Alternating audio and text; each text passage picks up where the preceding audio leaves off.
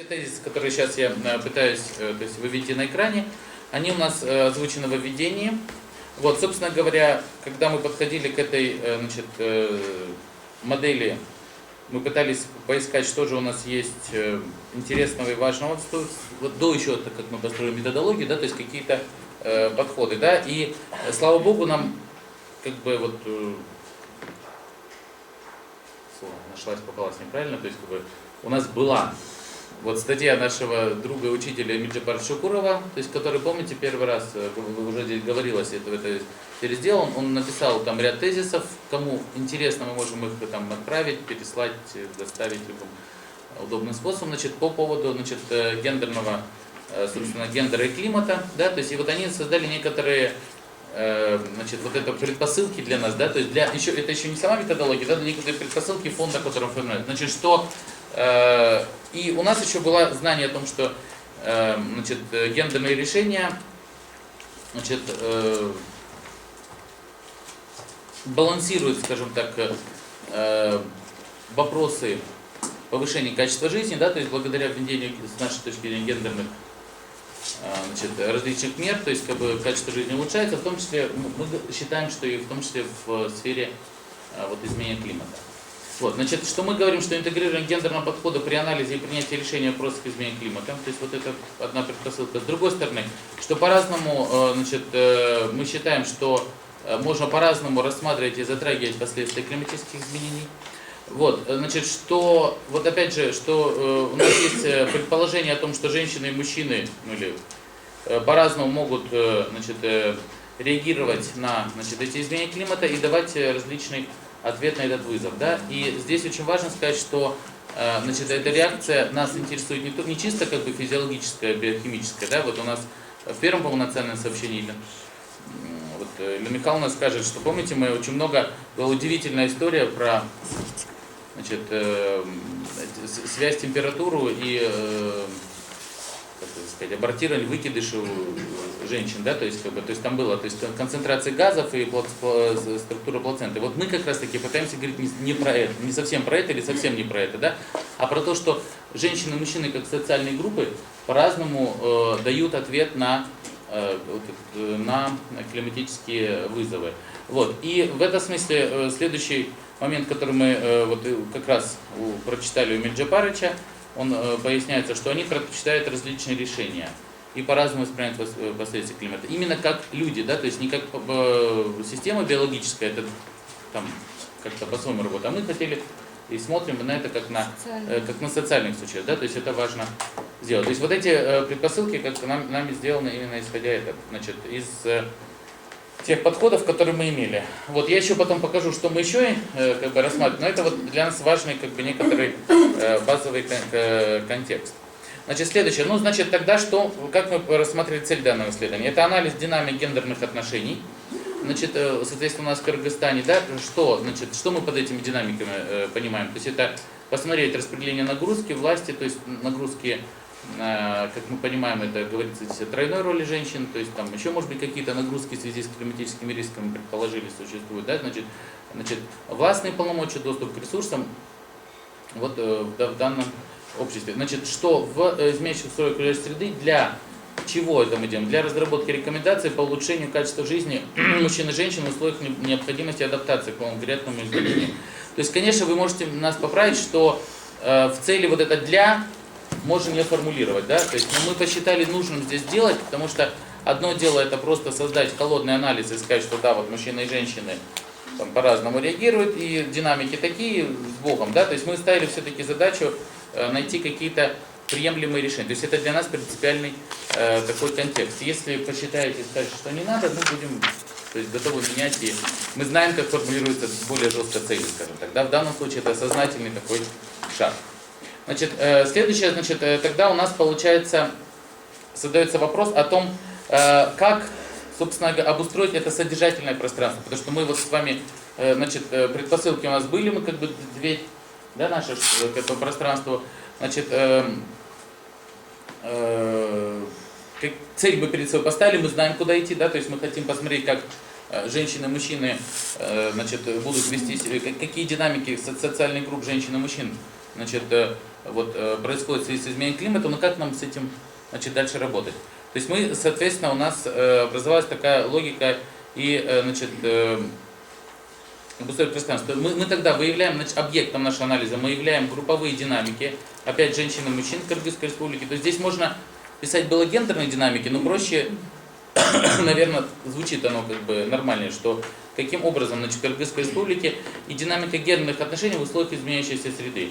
И методология, которую мы делали, собственно говоря, она вся базируется на вот в чем кабинетность состоит, да, на трендовом анализе, не знаю, слово противное, но зато соответствует, значит, системе. То есть мы рассматривали разные тренды как внутри самых гендерных подходов, так и в климатических. Я сейчас покажу, как это выглядит, да, то есть это просто пока вот слова, да, то есть, значит, анализ статистических данных, прогнозы, доклады, аналитические исследования, вот все, что у нас есть, и, значит, обобщенные прогностические, значит, все моменты, значит, связанные с прогнозами и отчетами, которые сделаны в республике.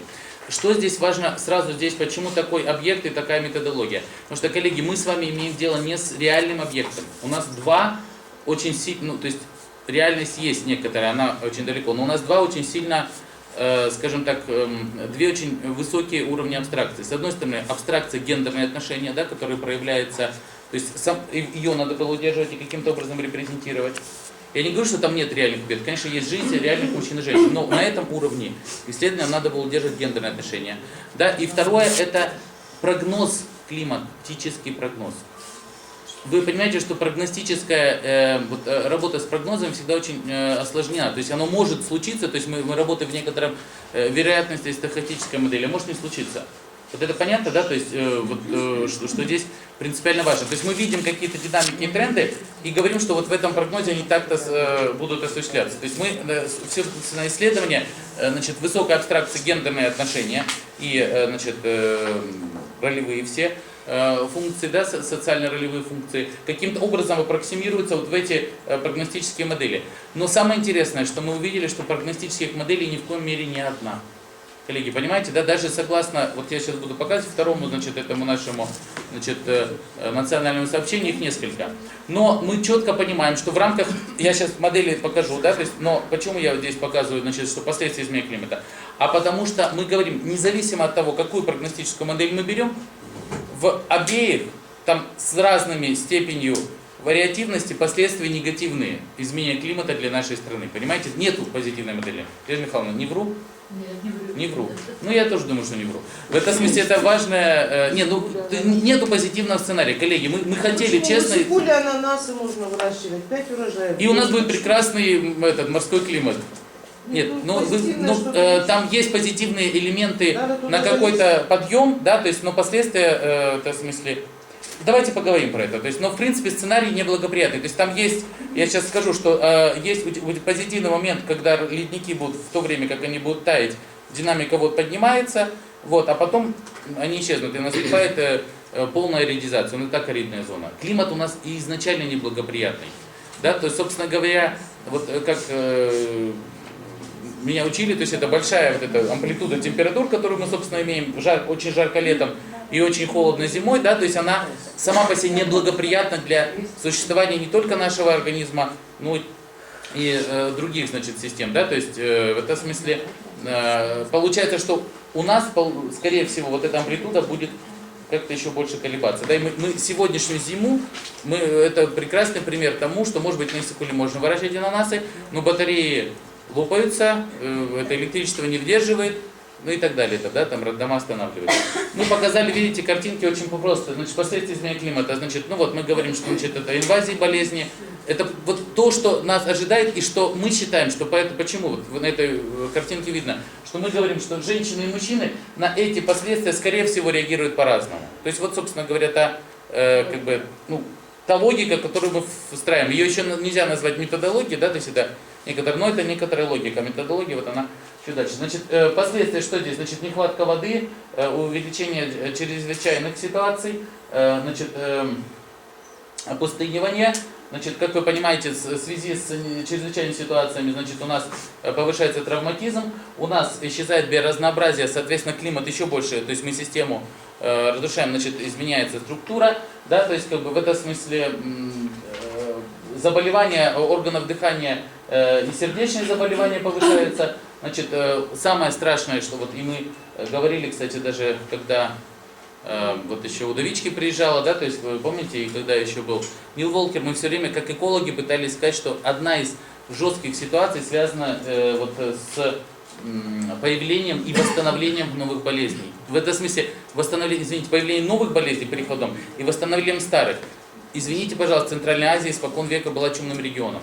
То, что Советский Союз сумел с этим справиться, и мы с этим не работаем, это большая проблема.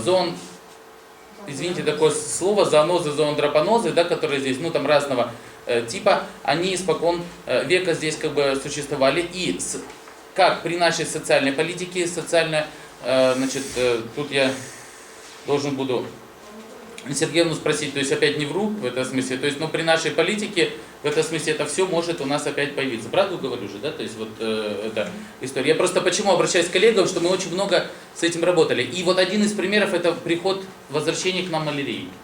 То есть не было же малярии, а пришла. И вот она, и да, случай там появляется, другой вопрос, что мы их, может быть, там не регистрируем никак, но она пришла. Малярия это то, что связано напрямую с изменением климата, с изменением водного баланса, с изменением режима, значит, дождей и так далее, потому что ее переносят животные, которые связаны с этими, значит, системами. Ну, не буду про это рассказывать, но это очень важное тоже жесткое последствие. Ну и, конечно, вот этот вот, видите, у нас серые красные яблочки, что у нас где-то может быть ананас, а где-то у нас продуктивность будет падать. То есть она где-то повышается, а где-то падает. И, скорее всего, опять же, если мы не изменим ситуацию, она будет меняться не в благоприятные условия. Значит, что мы здесь говорим? Значит, смотрите, значит, вот здесь получается уязвимость сельского, значит, хозяйства, теплообеспечения базового периода. Посмотрите, значит, коллеги, я хочу вам показать сразу, что мы, значит, когда мы говорили про тренды, значит, вот у нас есть второе национальное сообщение. Да, то есть как бы, мы договорились о том, что мы его берем как некоторую, ну все-таки национальную программу, сделанную в этой сфере. Да, то есть мы тренды и динамики брали отсюда как некоторую как бы согласованную зону экспертного сообщества. То есть эксперты в этой области согласовали, сказали, вот мы видим эти тренды и динамики вот отсюда. Мы говорим, хорошо, мы как экспертное сообщество видим эти тренды и динамики, мы посмотрим, как они работают для мужчин и для женщин. Понятно, да? То есть вот это, то есть единственное, что вот не эту модель брали, а, соответственно, с диска, правильную модель, потому что здесь есть ошибка. Вот я вчера с Шамином Миновичем разговаривал, то есть как бы вот говорю, я тренды эти могу взять? Ну, вчера, последний раз, я их давно уже взял, но вчера потребовал, он говорит, вы придете? Вот не пришел, к сожалению, но говорит, что да, в этом, ну то есть тут у нас разногласий больших нет. Поэтому тут, в принципе, это согласованная модель для экспертного сообщества Кыргызстана и, наверное, с международными какими-то выходами. Ну вот, пожалуйста, значит, вы здесь видите, что, значит, как может, значит, увеличиваться сумма этих положительных температур, да, то есть как бы, что здесь, вот, да, сейчас вот мы увидим, да. Видите, то есть как бы она, сейчас, коллеги. Да, значит, вот она была, да, ты видите, то есть один тип, да, то есть тут, значит, один тип, значит, температур, теперь мы, значит, нажимаем, показываем в динамике, вот видите, что у нас повышается в этих зонах температуры, соответственно, и что мы говорим, но колебания, зима-то теплее тоже не станет, то есть она как бы лето более высоко, а зима может эту же низкую температурную нам выдавать. Соответственно, у нас амплитуда, что здесь очень важно, что не столько страшно может быть само потепление, как мы говорим, сколько вот это колебание амплитуды. Понятно, да? То есть вот этот один из элементов, на который обращаю внимание. Давайте дальше пойду. То есть не буду сильно останавливаться на да, вот. Значит, но смотрите, что у нас точно прогностическая модель, что значит, что вот они, значит, здесь годы получается, это прогноз до 2100 года по второму чрезвычайной ситуации. Вот, пожалуйста. То есть они и так растут, и будут расти еще больше. Да, это чрезвычайная ситуация. Но это вот оползни. Ну ничего приятного, коллеги, понятно, да? То есть это те тренды, которые мы брали. Значит, чрезвычайная ситуация на севере, ну вот, пожалуйста, тут вот оказывается у нас динамика минусовая. А почему? А потому что ледников не будет, лавин неоткуда будет ходить. То есть, как бы, собственно говоря, смотрите, то есть если сели паводки увеличиваются, то есть как бы,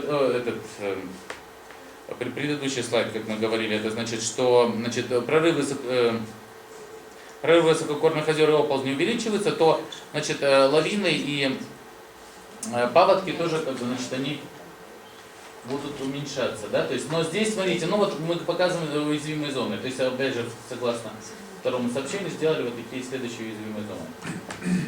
Вот, можно дальше пойду тоже, чтобы значит, двигаться. Значит, теперь мы говорим, то есть это я показал только некоторые тренды. Там у нас еще внутри исследования мы много отметили, значит, не стали его выводить уже на слайд, но вы можете посмотреть на картах, это тренды, связанные с ледниками, с водой и водные тренды, да, то есть как бы просто, как что мы брали разные динамики и рассматривали эти разные динамики в применении к, значит, вот куда, к мужчинам и женщинам, да, то есть мы, значит, говорим о том, что, значит, у нас в сферах гендерного анализа классически выделяется значит, 3 по Коннеллу, значит, труд, власть и катексис. Катексис это как бы отношения между мужчинами и женщинами. Мы решили, что мы не будем изощряться, может быть у нас гендерное сообщество поправит, и мы не стали брать, как изменится отношение мужчин и женщин в результате изменения климата. Мы по-другому, нет, ну вот не стали, да. Мы поменяли эту ситуацию по-другому, то есть мы стали смотреть как отношение к ресурсам. То есть, как бы в этом смысле ресурса емкость, да, то есть, как бы, потому что труд, собственно, власть и вот это вот, как бы, ресурсы. Почему? Потому что энвиронментализм как таковой, да, или вот экологизация, это все-таки всегда разговор о пределах перепотребляемости ресурсов, или об их там, уязвимости и так далее. Ну вот мы, значит, говорим, что труд по-разному, значит, мы смотрим последствия, смотрим, как они отражаются. Видите, следующая призмочка, как бы, как это отражается на труде, по-разному для мужчин и для женщин.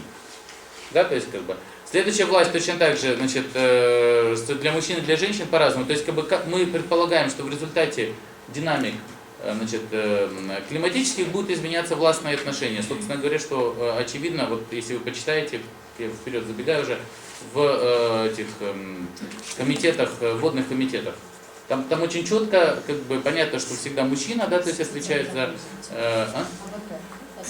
Да, ассоциация водопользователей, СОВП и так далее. То есть, как бы, там проблема, что как бы, женщины как мало имели доступ к этому ресурсу, так и будут иметь, то есть и там властные полномочия. Ну и, собственно говоря, третье это отношение к ресурсам. Ну и вообще, как бы, вот здесь вот это место еще, видите, как бы оно даже меньше, то есть, потому что это отношение к ресурсам и отношение с ресурсами, и доступ к ресурсам. Да? То есть вот это отношение, оно предполагает много контекстов. Понятно, да, то есть здесь, собственно говоря.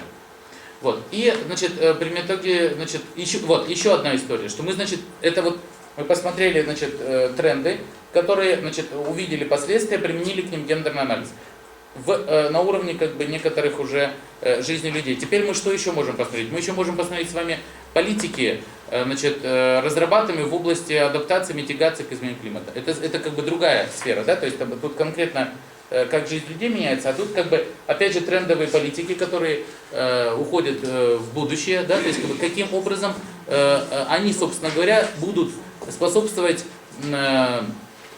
либо повышению гендерных различий, да, то есть либо к нивелированию, увеличению этих рисков, или то есть насколько гендерная асимметрия учтена в этих политиках.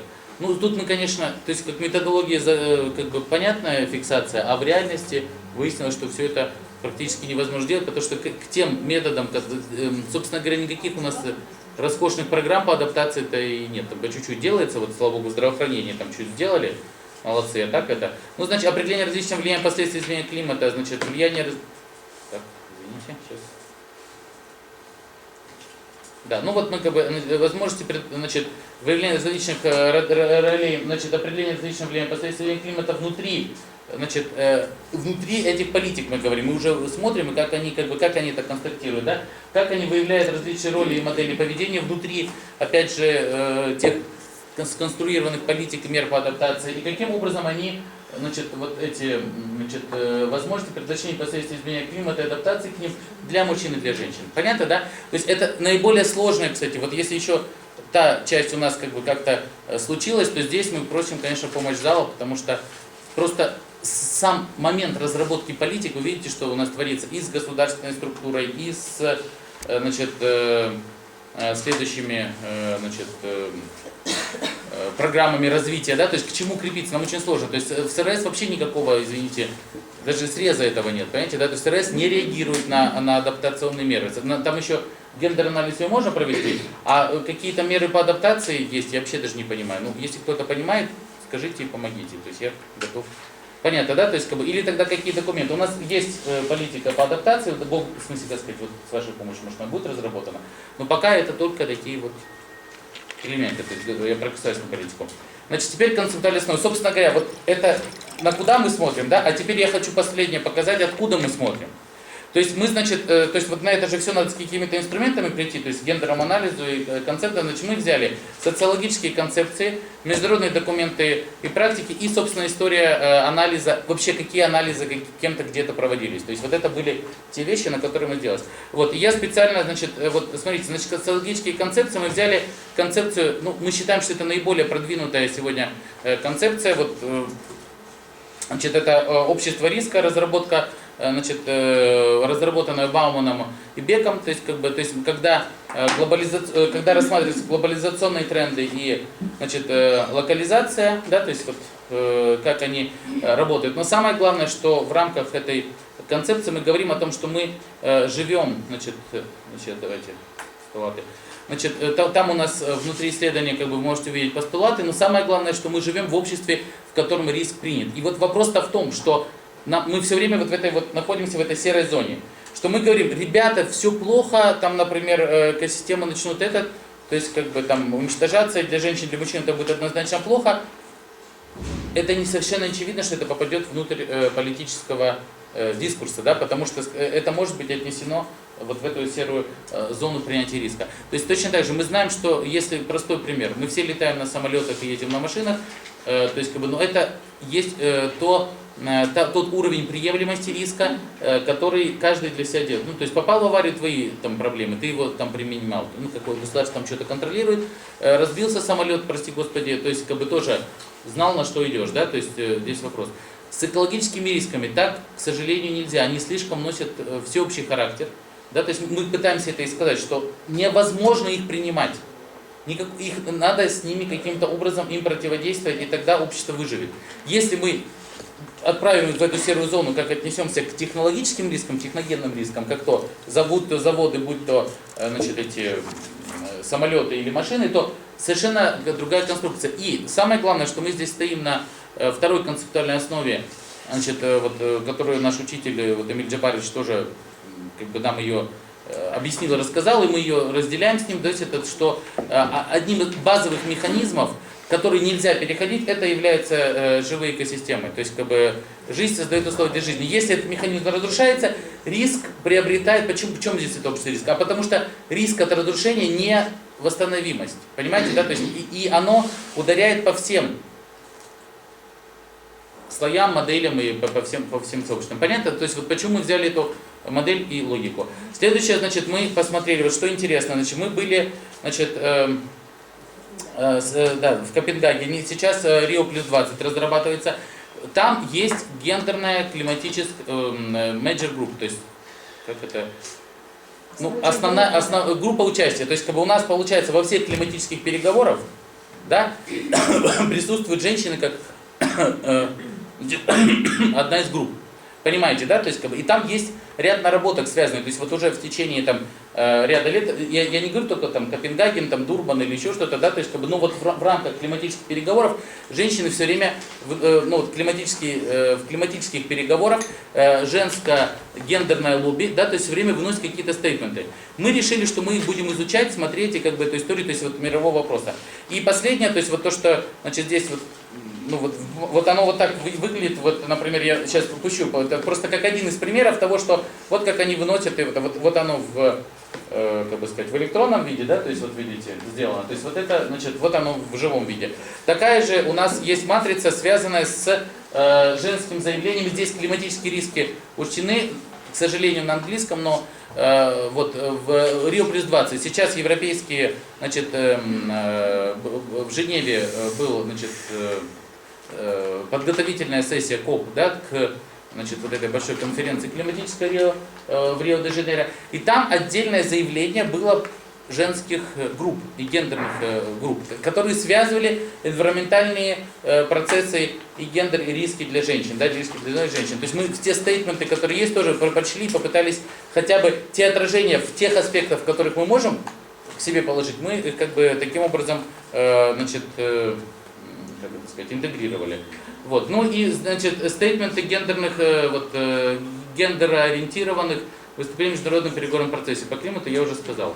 Вот. Ну и, естественно, то есть мы взяли, значит, концепцию гендерного анализа, на которой, ну, собственно говоря, просто что вот он такой процесс, и что в этом смысле он процесс, который предполагает различные участия.